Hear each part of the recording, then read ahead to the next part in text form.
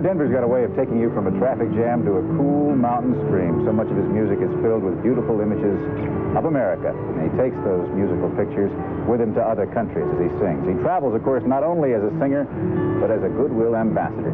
His family came here from Germany, and John Denver is joining us to spend some time with us. Good morning. Good morning, sir. How about a quick Annie song? Annie song.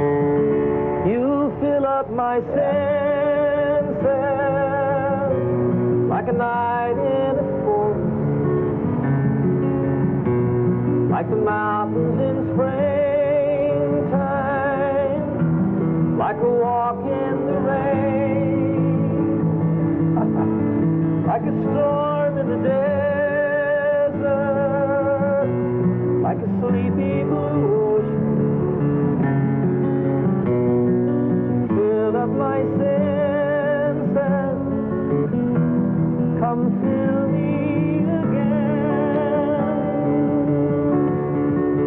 Want to hear it in Russian or German or Spanish or Italian? You know what is really special about your music and the images it evokes is just such a rich, lush, green America.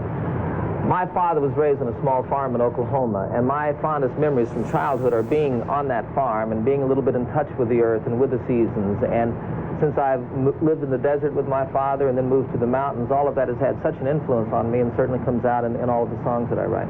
You know, John, in the 1960s, people said, well, maybe we went too far. We criticized the country too much. Is it possible that as we focus on patriotism and our love of the country, we might, while we're talking, forget some of the problems that we've got? Well, it seems to a degree that we have. You know, it's like as much of a celebration as this is, and rightly so, and as much as we really are focusing on the positive aspects of our country, what a privilege it is to be an American, how great a country it is.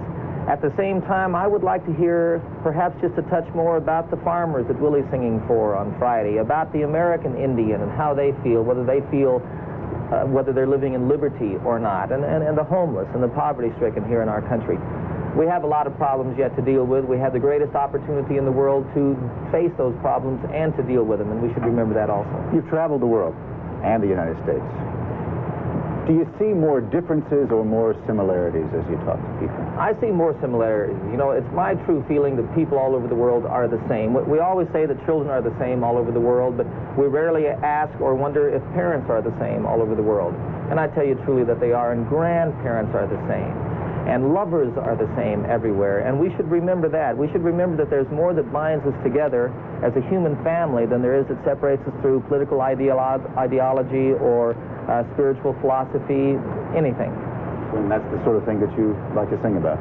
Truly, and you know, music is a universal language, and everywhere that I go, you should hear people sing that song with me all over the world. And I've tried to learn it in the language of the country and wherever I'm singing, whether it's Germany or I can sing it in Spanish, Italian, and Russian.